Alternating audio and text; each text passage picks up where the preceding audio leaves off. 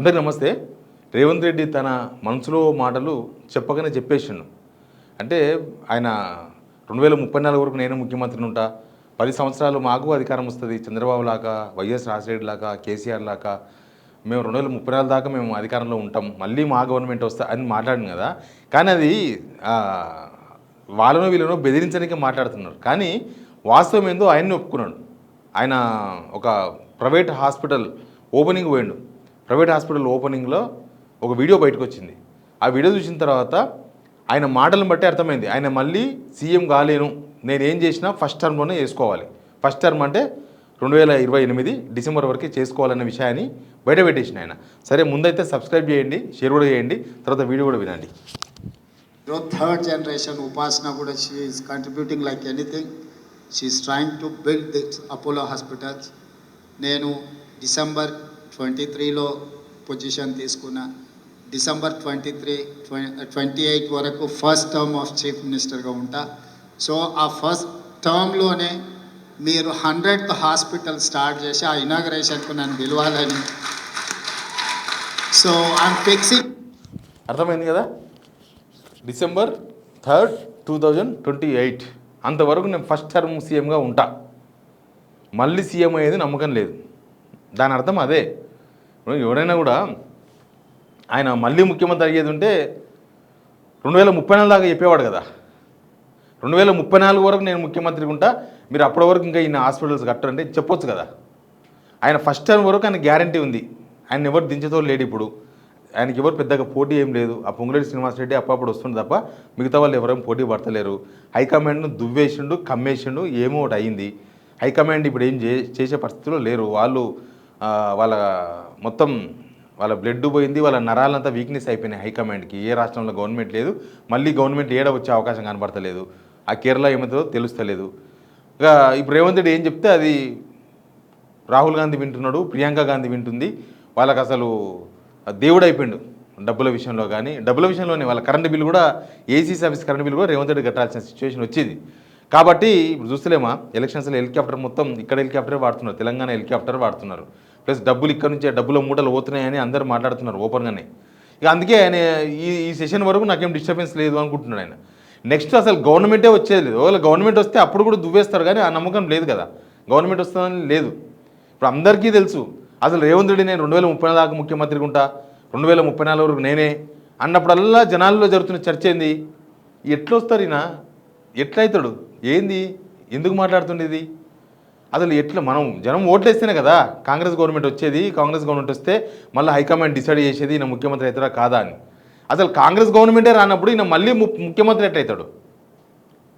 ఇప్పటికిప్పుడు ఎలక్షన్ వస్తే, ప్రభుత్వాన్ని మార్చే ఎలక్షన్ ఇప్పటికిప్పుడుకి వస్తే కాంగ్రెస్ గవర్నమెంట్ రాదు అని తెలంగాణలో ఇప్పుడు కొత్తగా ఓటు హక్కు వచ్చిన ఎవరన్నా చెప్తారు.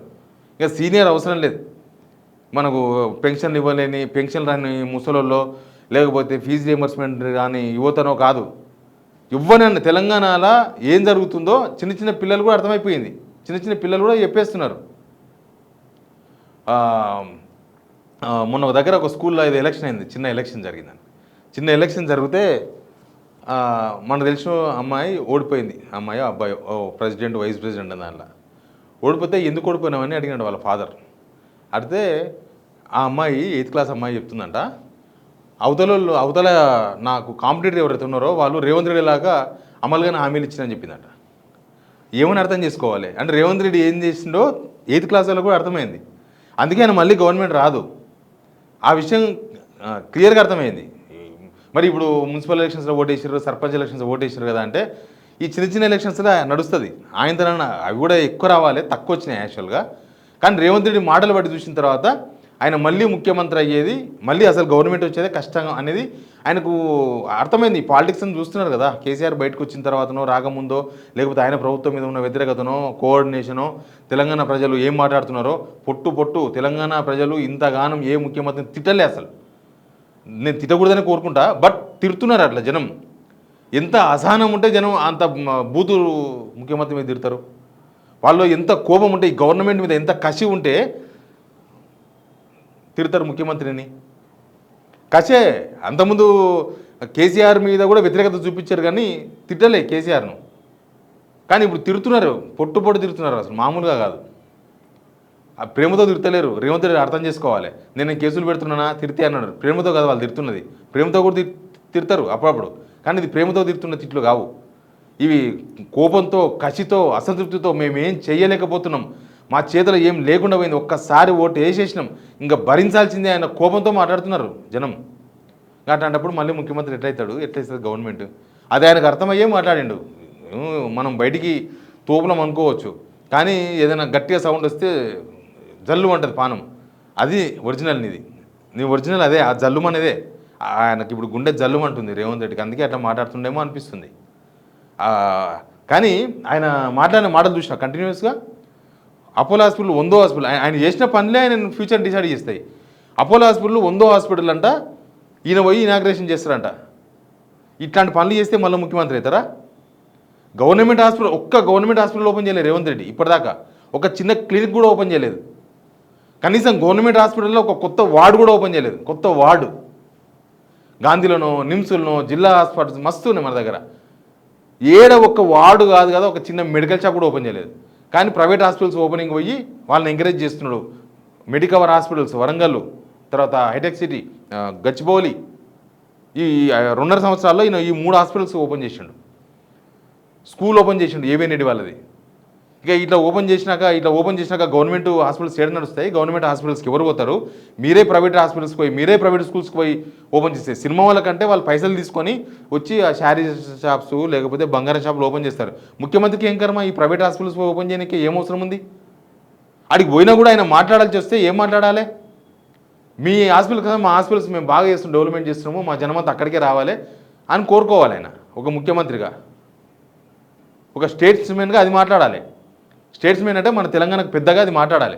ఈయననే ప్రైవేట్ హాస్పిటల్ ఓపెన్ చేసి మీరు 100వ బ్రాంచ్ ఓపెన్ చేయాలంటే ఇప్పుడు 74వ బ్రాంచో, 75వ బ్రాంచో, 76వ బ్రాంచో ఓపెన్ చేసారు వాళ్ళు. అంటే జనాలను అంత బాగా కుమ్మడని అర్థం. అపోలో హాస్పిటల్లో ఫ్రీగా చేయరు కదా, ఆపరేషన్స్ ఫ్రీగా చేస్తారా? ఏమైనా ఫ్రీగా ఇస్తారా? ఏమైనా డిస్కౌంట్ ఇస్తారా? కనీసం పేదలకు ఒక 50%, వైట్ రేషన్ కార్డు 50% డిస్కౌంట్ ఇవ్వమని చెప్పిన ఒక అందం ఉంటుండే, ముఖ్యమంత్రి గౌరవం వస్తుండే. ఇక ఇట్లాంటి పనులు చేసిన తర్వాత ఎట్టకేళ్ళు అవుతాడు ఆయన? అందుకే ఆయన డిసైడ్ అయిపోయాడు. ఆయన ఎవరికి చెప్తున్నానంట, మీడియాలో వ్యతిరేక వార్తలు రాని, ఎవరు ఏమైనా చెప్పుకొని మనం పట్టించుకోవద్దు, మన పని మనం చేసుకోవాలి, మనం అవన్నీ పట్టించుకుంటే మనం ఏం చేయలేము, మనం సీరియస్గా తీసుకునే అవసరం లేదని చెప్తున్నాడు. కానీ అంటే జనాలు కూడా పట్టించుకునే అవసరం లేదని అర్థం. ఎవరో ధర్నాలు చేస్తారు, మాట్లాడులు చూపిస్తారు, సీరియస్గా తీసుకొచ్చిన అవసరం లేదు. ఎవరో గవర్నమెంట్ను ప్రశ్నిస్తారు, పట్టించుకోవాల్సిన అవసరం లేదు. పట్టించుకోవడం అవసరం లేదంటేనే మీరు మళ్ళీ ముఖ్యమంత్రి అవుతాం నమ్మకం లేదని అర్థం. ఇలా గవర్నమెంట్ మళ్ళీ వస్తుందని నమ్మకం లేనట్టే కదా. తెలంగాణ ప్రజలు కావాల్సింది అదే కదా, నమ్మకం కావాలి. ఆ నమ్మకం కోల్పోయినారు. పార్టీలు, వ్యక్తులు కాదు, నమ్మకం వైపు చూస్తున్నారు జనం. అంటే మళ్ళీ గవర్నమెంట్ రావాలి, మళ్ళీ మన తెలంగాణలో నేను ముఖ్యమంత్రి కావాలి, మళ్ళీ మా తెలంగాణ మంచిగా ఉండాలి అని బాధ్యత ఉంటే వేరేలాగుంటుంది. ఎవడు ఏట్లేవాడు సావని నాకెందుకు, నేను ఒకసారి ముఖ్యమంత్రిని అయినా, నేను ఏం చేయాలనో అది సంపాదించుకోవాలనో, ఏం చేయాలనో, మంత్రులు ఏం చేయాలనో ఆ పని చేస్తారు, మా ప్రభుత్వం ఇంతే, మాకు జీల్ లేదు. నేను మళ్ళీ చెయ్యాలి, నేను మళ్ళీ ముఖ్యమంత్రి, నేను మళ్ళీ మా ప్రభుత్వం, ఆ జీల్ ఎవ్వరికి లేదు. వచ్చింది తటాలన బై మిస్టేక్ వచ్చింది. ఈ బై మిస్టేక్లో మనం ఏం చేయాలని అది చేసేసి మళ్ళీ మనం గోల్డెన్ స్పూన్లో తినాలి, బంగారం ప్లేట్లో తినాలి, అంతవరకే వీళ్ళ ఆశ తప్ప తెలంగాణ బాగు చేయాలని, తెలంగాణకు మంచి చేయాలని ఏ కోశాన కనపడతలేదు. వీళ్ళ మాటలు కనపడతలేదు, వీళ్ళ చేతలు కనపడతలేదు. ఎట్లయితారు ముఖ్యమంత్రి? ఇది అందరికీ తెలుసు. ఆయన అవుతాడా కాదా అని అందరూ మాట్లాడుకుంటారు. కానీ ఇప్పుడు రేవంత్ రెడ్డి మాటలు విన్న తర్వాత అర్థమైంది కదా, ఆయన మళ్ళీ ముఖ్యమంత్రి అయ్యే అవకాశం ఉంటే నేను 2034 కూడా మనదే గవర్నమెంటు, మీరు అసలు అనొద్దా ఆ మాట, అననేవద్దు. ప్రైవేట్ హాస్పిటల్స్ ఎంకరేజ్ చేయనివద్దు ప్రభుత్వం.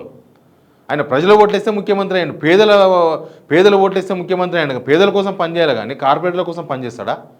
కార్పొరేట్ల కోసము, కార్పొరేట్ హాస్పిటల్స్ కోసము, కార్పొరేట్ స్కూళ్ళ కోసము, వాళ్ళు పేదల రక్తం పీల్చేవాళ్ళు, పేదల మీద పడి బతికేవాళ్ళు, వాళ్ళ కోసం పనిచేస్తారా ముఖ్యమంత్రి? అట్లా పనిచేసినాక ఆయనకే నమ్మకం పోయింది కదా. అట్లా ఆయన మళ్ళీ ముఖ్యమంత్రి అవకాశం లేదని ఆయన మనసులో మాట అని చెప్పుకున్నాడన్న సిమ్టమ్స్ కనిపిస్తున్నాయి ఆయన మాట్లాడుతున్న మాటలు, చేస్తున్న చేష్టలు. Please subscribe.